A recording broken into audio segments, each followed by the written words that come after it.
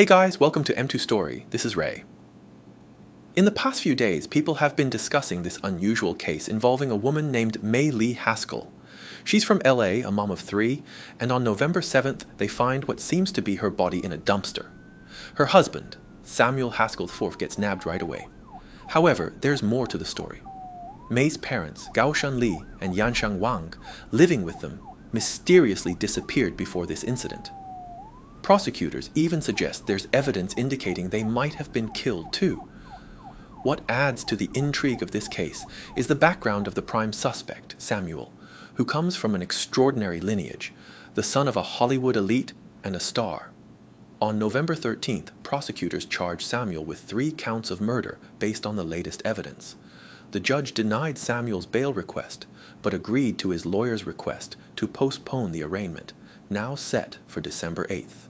Let's navigate the timeline of this shocking case, the relationships between the individuals involved, and potential motives for the killings. Let's dive in. Around 6:15 a.m. on November 8th, a homeless man rummaging through a dumpster at a shopping center in Los Angeles stumbled upon a large, heavy black plastic bag. This shopping center, relatively small, is less than 5 miles from the Beverly Hills, and it attracts not only wealthy individuals and celebrities, but also luxury stores and well-known restaurants. Given that many businesses dispose of expired or damaged goods directly into the bins. Not only homeless individuals, but also those with jobs, yet struggling financially, often come to scavenge. One man's trash is another man's treasure. So, when this homeless man discovered this particularly heavy bag emitting a strong smell of blood, his initial thought was that it might be discarded meat from a restaurant. Even if it was a bit spoiled, he could still have a decent meal. However, when he eagerly tore open the bag, he was nearly scared out of his wits by what he found inside, a dismembered body without a head, hands, or feet. Unexpectedly, opening a mystery box revealed such a gruesome package. The homeless man quickly sought help and called the police. Upon arrival, the authorities confirmed that the bag did indeed contain human corpses, likely belonging to a female, with no obvious tattoos or distinctive marks. Because the dumpster was just located near the parking lot of the shopping center and had a surveillance camera nearby, coupled with the prevalence of dash cams in many vehicles today, the police quickly identified a suspicious white Tesla. This vehicle had arrived at the parking lot on the afternoon of the 7th and was parked right next to the dumpster. The driver was a white man who, after hastily looking around, threw a large black trash bag into the dumpster. The bag looked significantly heavy, requiring some effort for him to lift. After disposing of the bag, he immediately returned to the Tesla and left the parking lot. Little did he know it was broad daylight, and his license plate was captured clearly on camera. Based on this lead, the police identified the suspect as a 35-year-old man named Samuel Haskell. The police rushed to Samuel's residence at 4100 Coldstream Terrace in the Tarzana community, approximately 5 miles from where the body was discarded. This 6-bedroom residence is valued at around $2.5 million. Before the incident, May Lee, Samuel, their 3 children, and May's parents all lived there. Inside the house, the police discovered extensive blood stains and some undisclosed evidence, concluding that this was the murder scene. The dismembered body found on that day was presumed to be May Lee, but final confirmation awaited DNA testing. As for May's parents, they had already gone missing before the incident and remained unaccounted for. Around 11:25 a.m. on November 8th, approximately 4 hours after the homeless man discovered body parts, Samuel was formally arrested, facing a murder charge. The police later confirmed that Samuel and May's 3 children were at school and unharmed. What's astonishing is that even before the homeless man stumbled upon the body parts, 2 separate groups of people had seen this horrifying headless female corpse. Both had reported it to the police but were ignored right under the nose of the Los Angeles Police Department. The first incident occurred on the afternoon of November 7th. Construction workers outside a residential building in Tarzana noticed a black garbage bag piled on the roadside. Curiosity got the better of one worker, who kicked it and felt something soft and hard. A very weird feeling. It seemed like some kind of meat, but his hunch warned him not to open it. He called the police, suspecting there might be a person inside. However, when the police arrived, the bag had mysteriously disappeared. The police considered it no evidence and, with a simple record of suspected illegal dumping, dismissed the matter. Coincidentally, on November the 8th, after news broke about a homeless person finding body parts, several Mexican workers claimed to be the first ones to report the incident in an interview with NBC in Spanish. As it turned out, Samuel had hired them for a small job with a $500 reward that day. The task was simple: remove 3 large bags of garbage piled in the garage and dispose of them. Samuel told the workers that the bags contained stones. That's why they are so heavy. The workers found each bag weighing around 50 pounds. However, things inside were definitely not rocks. They felt soft and wet. The workers took the money, disposed of the bags, but grew suspicious. After driving a few blocks, they decided to stop and check what exactly was inside the bags. Opening one bag, they were shocked to find not stones but bloody and flesh-like chunks. They even saw a human navel. They were freaked out and quickly returned the bags to Samuel's driveway and insisted on returning the money. Samuel reassured them, claiming that the bags contained only Halloween props. He hadn't told them just because he didn't mean to scare them. However, the workers refused to believe him. They were worried about getting into trouble. Samuel decided not to press the issue any further at that point. After leaving Samuel's house, the workers, still shocked, felt they had to report to the police. They drove to the DeSoto Highway Patrol Station in California, but the police directed them to the LAPD. Arriving at LAPD, they found that the officers there refused to take their report and told them to call 911 from a parking lot. So basically they were just kicking the can down the road. If it weren't for the homeless person reporting again, no one knows when the body parts might have been discovered, or if they would have been discovered at all. Media coverage of the workers' story triggered criticism from both local and international communities towards the Los Angeles police. People couldn't understand why someone reported seeing body parts, yet the police didn't take it seriously. A local podcaster defended the police, suggesting that the workers were illegal Mexican immigrants working for cash. They were scared after finding the body parts, fearing getting into trouble, so when they were reporting the incident, they were worried about exposing their illegal status. Therefore, their vague and hesitant report led the police to doubt their words at the time. Due to the significant social attention the case garnered in the United States, it didn't take long for the suspect Samuel's background to be thoroughly exposed. Surprisingly, he turned out to be a spoiled rich kid, a son of a Hollywood agent. Samuel's father, Old Samuel, is a well-known Hollywood agent who collaborated with several prominent American actors during his tenure, including George Clooney and Dolly Parton. After retiring, he co-founded a film and television company with Dolly Parton, serving as its president. The company produced and distributed a series of well-received documentaries on Netflix. Old Samuel received 4 Emmy Award nominations in total and won the Emmy for Best Television Movie for the musical Dolly Parton's Christmas on the Square. Not only was Old Samuel successful in his career, but his marital life was also quite fulfilling. His wife, Mary Donnelly Haskell, a former Miss Mississippi, was his college sweetheart. They had a daughter named Mary Lane and a son named Samuel. They say the apple doesn't fall far from the tree, but this young Samuel turned out to be troubled. A supposed high school friend posted on Reddit, revealing that Samuel had been using drugs since the age of 18. Guys, by mistake, and the number one thing they talked about was consistency, like be consistent. Now I'm consistently never going to stop drinking. This friend mentioned that Samuel often exhibited strange behavior and would sometimes lose control, inexplicably getting angry and insulting those around him. Therefore, when news of him killing his wife and parents-in-law came out, this Reddit user, though shocked, found it not at all surprising, believing that he was capable of such actions. On a side note, the full name of this offending Samuel is Samuel Haskell IV, and his father is named Samuel Haskell III. It's unclear whether this family is incredibly self-absorbed or genuinely believes they have a throne to inherit.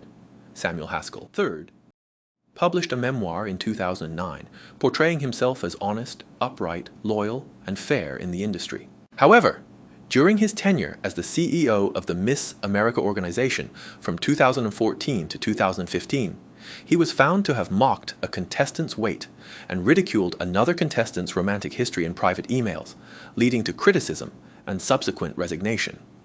Considering the current actions of his son, Samuel's memoir now seems to have a taste of irony. So back to the suspect, Samuel Haskell IV.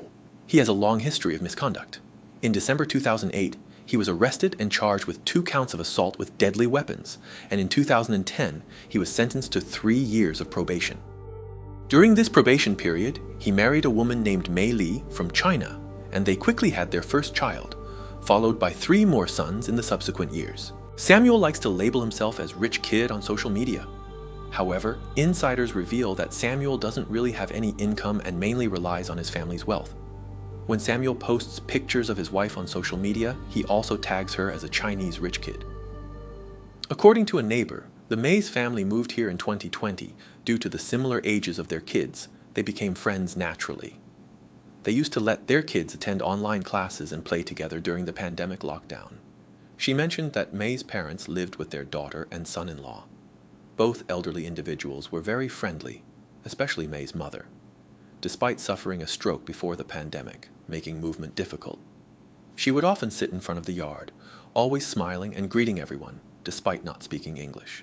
However, among this family, Samuel was the most reserved and eccentric. He rarely smiled and didn't interact much with others, and almost all the nearby neighbors found him weird. Like my resume says unhappy, bitter, resentful, and like really good at ordering off the menu. If you see me typing really fast, like looking really productive on my laptop, just like typing, chances are I'm just typing random letters and numbers. Regarding the acquaintance between May and Samuel, an insider said that May worked at the company of Samuel's dad, and after dating the boss's son, they quickly got married. But according to the neighbor, May and Samuel met in California State University, Northridge. They got married and had children shortly after graduating. After starting a family, May also established her own company named Haskell Consulting Group, specializing in providing education consulting services to Chinese students applying to American universities. According to a report, the company has 3 employees, with an annual income of around $63,000. However, this income seems insufficient for a family of 7, leading to speculation that Samuel's violent actions against his wife may be related to the long-term cohabitation with his in-laws and financial pressure. After the murder case, the New York Post dug up another shocking revelation that seems to push the case into a darker and more terrifying possibility. Samuel has an online identity where he claims to be an independent filmmaker, director, and part-time writer. This sounds like he is just following his father's footsteps, which isn't very surprising, right? However, upon viewing screenshots circulating online and clips ranging from a few seconds to a few minutes, it becomes clear that what he produces is completely different in style and budget from the cheerful Christmas musical films his father is known for. In the film descriptions, Samuel declares that his lifelong pursuit is authentic slasher films. What exactly is a slasher film? Slasher films are a type of horror movie where there's a crazy and ruthless bad guy chasing and attacking the main characters with weapons, creating intense scenes of blood and violence. Good slasher movies, besides being intense and thrilling, often showcase creative ways of filming and storytelling. Examples like Kill Bill by Quentin Tarantino and recent hits like Saw and Hereditary are some standouts. But Samuel's taste goes beyond these popular choices. He sees himself as a hardcore fan of this genre, not caring much about plot or logical storytelling. According to him, Quentin Tarantino's style is like kindergarten stuff, and even famous characters like Jigsaw from Saw don't impress him. I wonder, what gives him this confidence or maybe delusion? He brags about being the guy who knows what attracts viewers and drives movie earnings. According to him, viewers crave not only blood and gore but also beautiful women, especially in situations where they are being victimized. He believes that the essence of these types of films lies in the brutal killing of beautiful women, and his specialty is a more niche category, the brutal killing of petite and vulnerable Asian women. From the released pictures, the actresses are usually scantily clad young women, often accompanied by shirtless white men. In another picture, a young man with a big red X on his face holds a sword, looking like he's about to stab something. Behind him is an older woman dressed like a witch, but when taking a closer look, the guy with the X on his face seems to be Samuel himself. Considering his family background and wealth, there's really no need for him to undress himself in low-budget horror movies like this. There are plenty of actors with better looks and acting skills than him. His decision to act in the film is either a result of extreme narcissism or it reveals an inner impulse, an eagerness to indulge in front of the camera. On a side note, Although the publicly available stills and videos currently don't show any particularly explicit scenes, according to the New York Post reporter who watched the original film, this 100-minute slasher movie, directed and starred by Samuel himself, lacks quality special effects and has an awful plot. However, the explicit content is pushed to the maximum, especially in the scenes where he inflicts various tortures leading to the killing of the Asian female character. This has made the reporter deeply uncomfortable. He had to pause several times to finish it. What's even more chilling is, according to Samuel's own claim, the actress in the movie is someone he selected from numerous Asian actresses who auditioned. He chose the one whose appearance and physique best matched his imagination of the character. But when you take a closer look at the actress he chose, that petite stature, that wheat-colored skin, wavy long hair, and the facial features all bear a striking resemblance to his murdered wife, May. So Samuel found an actress who resembled his wife a lot, filmed a movie depicting her brutal murder, and played the killer himself. This goes beyond deviant. And when I began to search who might enjoy watching this type of videos, I stumbled upon an even more shocking revelation. Do you remember the University of Idaho murder last year? 4 students were stabbed to death in an off-campus residence. The killer, Brian Koberger, had a sister named Amanda, who happens to be an actress specializing in slasher films.